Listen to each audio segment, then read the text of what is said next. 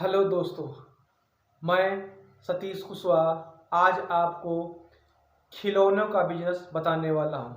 इसे मैं बताऊँगा कि खिलौने कहाँ से लेने हैं, शॉप कहाँ खोलनी है और इसमें क्या क्या चालाकियाँ करनी है, किस वैरायटी खिलौने लेने हैं, सब बताऊँगा। देखिए, खिलौने जो है ये बच्चों का पसंदीदा चीज़ है और पहले भी खिलौनों का क्रेज था, अब भी है और आने वाले समय में भी रहेगा। तो इस में किसी प्रकार का कोई घाटा होने का या बंद होने का चांस ही नहीं है। तो इस पे आपको बिजनेस शुरू कैसे करना है ये बताऊंगा। देखिए, सबसे पहले आपको ये जानना जरूरी होगा कि खिलौने किस किस टाइप के होते हैं।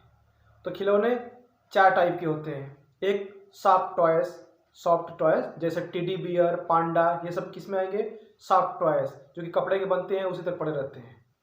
सेकेंड आता है इलेक्ट्रॉनिक टॉयज, जो कि बिजली से चलने वाली खिलौने होती है या बैटरी से चलने होती है। तीसरा आता है आपका ज्योमेट्री नुमा, जैसे कि वो पजल करते हैं, पजल वाले। और चौथे खिलौने जो होते हैं प्लास्टिक के खिलौने, जैसे आपका एक क्रेन हो गया, बस, गाड़ियाँ बिना बैटरी के, बिना इलेक्ट्रिक के जो होती है, बड़ी बड़ी गाड़ियाँ भी आती हैं, सब वो सब प्लास्टिक के। ये 4 प्रकार के खिलौने होते हैं। आपको इसे शुरू करने से पहले आपको सबसे पहले एक छोटी शॉप अपने मेन मार्केट में, क्योंकि और कहीं भी खिलौने लोग उतना नहीं खरीदे, गांव में तो बिल्कुल ही उतना लोग पसंद नहीं कर पाए हैं, क्योंकि गांव के लोग को सस्ता और ऐसे प्रोडक्ट ही चाहिए। लेकिन खिलौने का जो क्रेज है, ये शुरू करने के लिए आपको मेन मार्केट में छोटी शॉप लेनी है। भले ही किराया ज़्यादा हो कम हो, वो आपको मैनेज करना पड़ेगा, लेकिन छोटा ही रहे। गोडाउन से घर पर बना सकते हैं, लेकिन छोटी कुछ कुछ माल उस पर ताकि रख सकें, और उस शॉप को मेन मार्केट में खोलना है। और रहा कि आपको खिलौने लेने कहाँ से हैं, तो खिलौने आपको दिल्ली के सदर बाज़ार से मिलते हैं। वहाँ पे हर एक टाइप के दर्जनों सैकड़ों आप खिलौने बहुत सस्ते दाम में मिलेंगे, जो कि 10 रुपये खिलौने आप लाकर यहाँ पर आप 500 तक बेच सकते हैं, क्योंकि खिलौने पर कोई फिक्स प्राइस नहीं होता है। हाँ, एक चीज़ ये आपको ध्यान रखना होगा कि खिलौने जो हैं, मान लीजिए क्रेज किसका चल रहा है। जैसे पहले सॉफ्ट टॉयज़ में चाचा चौधरी चलता था, फिर आ गया मिकी माउस के बाद आपका फिर ये आ गया पांडा है, टेडी बियर है, ये चल रहा है। इस मार्केट में टेडी बियर, पांडा चल रहा है सॉफ्ट टॉयज़ में। और आने वाले समय में जैसे भी मार्केट पकड़ा हुआ है बबलू डब्लू वाला। तो आपको थोड़ा सा बस खिलौने में आपको बस यही ध्यान देना है, क्योंकि आपका एक कपड़ा या कुछ है नहीं, आपको तो ये खिलौने का क्रेज है। क्योंकि जो लड़का टेडी बियर खेल लिया, दोबारा टेडी बियर नहीं खरीदेगा या उसको टेडी बियर नहीं पसंद आएगा। तो जो मार्केट में क्या क्या यूनिक चीज़ चलती है खिलौने का, वो आपको शॉप पे रखनी है, वही सेल होगा। और फिर जिसका क्रेज बढ़ता जाएगा उसी को फिर आपको सेल करना है, क्योंकि एक ही बार ज़्यादा माल लेके भर दिए तो वो फिर कुछ बिकेगा कुछ नहीं, और फिर जब उसका मार्केट पुराना हो जाएगा फिर वो नहीं बिकेगा। तो आपको इस पर बस यही ध्यान देना है। बाकी खिलौने जानते हैं कि भारत में बच्चों की संख्या तो बढ़ती ही जा रही है, और बच्चे को क्या पसंद है? खिलौने। तो खिलौने पर बिजनेस आराम से हो सकता है। बस ध्यान ये देना है कि बच्चों को अभी मान लीजिए क्या पसंद है खिलौनों में। जैसे बैलून्स होते हैं, तो बैलून्स तो प्रॉपर कोई बिजनेस उस पर कोई करता नहीं है। टेडी बियर हुआ, इलेक्ट्रॉनिक खिलौने हुए, प्लास्टिक खिलौने हुए, पजल खिलौने हुए, इस पर सब लोग बिजनेस करते हैं। तो सबसे पहले शॉप को खोलने के लिए पहले थोड़ी आपको चालाकी दिखानी होगी। जैसे आपके शहर के आसपास जो भी बड़े बड़े टॉयज़ शॉप हैं, उनमें आप जाएं 1-2 बार, और उस पर बाहर से भी उसको नज़र रखें कि जो जो लोग उसमें टॉयज़ लेने जा रहे हैं, लोग जो भी कस्टमर, वो क्या क्या टॉयज़ खरीद के आ रहे हैं। तो आप 1 दिन 2 दिन आप बाहर ही बैठ के, ये नहीं कि आप शॉप में ही जाएं, आप बाहर ही बैठ के देख सकते हैं या पूछ सकते हैं, तो भी आपको अंदाज़ा चल जाएगा कि भाई जो लोग खिलौने लेने जा रहे हैं वो इन दिनों किस खिलौनों को ज़्यादा परचेस कर रहे हैं। तो आपको एक आइडिया वहाँ से जनरेट होगा कि हाँ, इस समय मार्केट में ये खिलौने ज़्यादा फेमस में है। एक आइडिया तो ये हो गया। दूसरा आपको ये तरीका ये अपनाना है कि जैसे टीवी पर सीरियल क्या चल रहा है, ये कार्टून वाला है, जैसे बबलू डब्लू और ये क्या बहुत से कार्टून हैं, तो बच्चे उसको ज़्यादा पसंद करते हैं।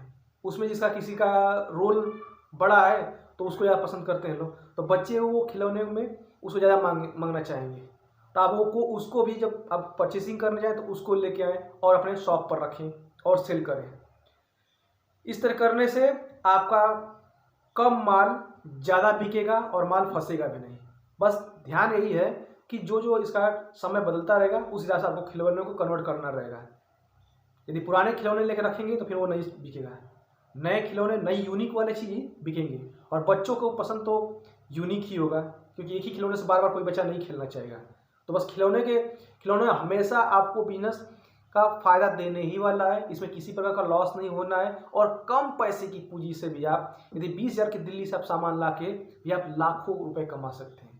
तो इस पर ध्यान देना है बस कि कौन से मार्केट में खिलौने चल रहे हैं और उसे सेल करना है। दूसरी बात ये मैं कहूँगा कि यदि आप नए शॉप खोल रहे हैं और मान लीजिए मार्केट में खोल दिया, ठीक है आपने शॉप खोल दिया है, लेकिन एकाएक कस्टमर को अभी कैसे पकड़ना है। तो कस्टमर जब भी आपको पकड़ना, उसको एक और टेक्निक आपको इस्तेमाल करनी है।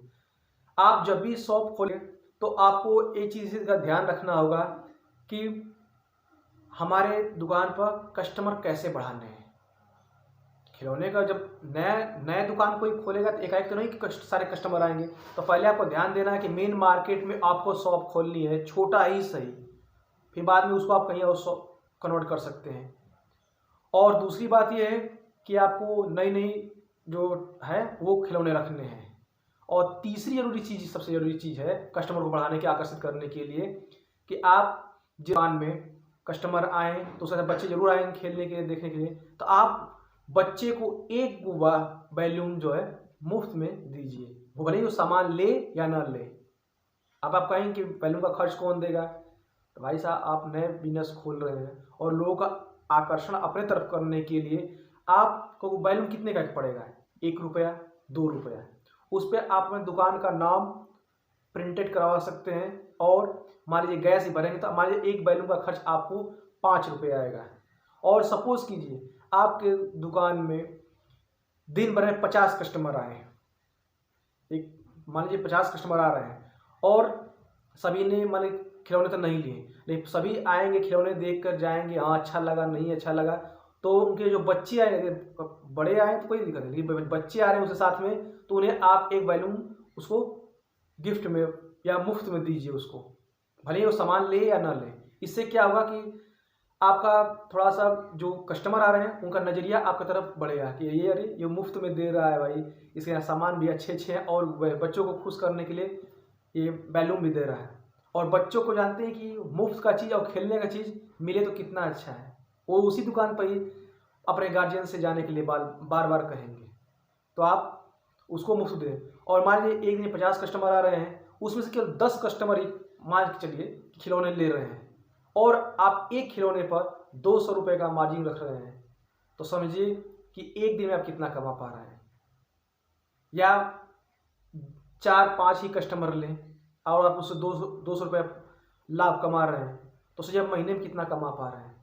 बस बैलून यदि 5 रुपये का है तो कितने का बैलून खर्च आएगा। एक दिन में यदि 50 लोग आ रहे हैं तो 250 का आपका बैलून खर्च आएगा। और सोचिए कि आप कि दुकान में यदि 4-5 कस्टमर यदि खरीद रहे हैं, 200 रुपये बचत कर रहे हैं, तो कितनी फ़ायदा कमा सकते हैं। ये थोड़ा सा माइंड है, बच्चों को अपनी तरफ और कस्टमर को आकर्षित कर रहे हैं। यदि उनके साथ बच्चे नहीं आ रहे हैं, मान लीजिए एक बात करें, बच्चे नहीं आ रहे हैं शॉप पर और कोई टेडी बियर या पांडा ऐसे कुछ खिलौने लेके गए गार्जियन लोग, तो उनके लिए भी आप एक ऑफ़र रखें कि जो परचेजिंग करके आपसे खिलौने जाएँ, उनको यदि जेंट्स हैं तो उन्हें आप एक अच्छी पेन प्रोवाइड कीजिए गिफ्ट के रूप में। जब वो सामान लेके जाएँ तब सर ये इसके साथ एक ये हम लोग तरफ से पेन है, या और भी जो उनकी डायरी हो छोटा सा या कुछ हो, जो कि वो गार्जियन आपसे आकर्षित हो।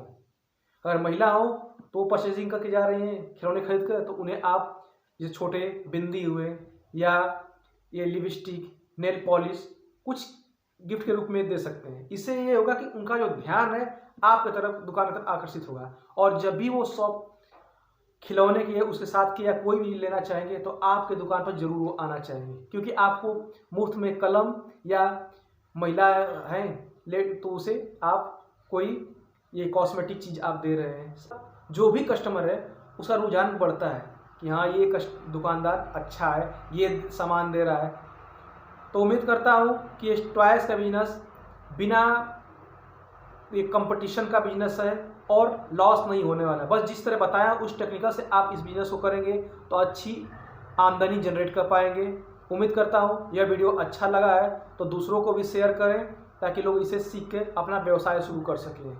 तथा अगले चैनल के लिए जय हिंद।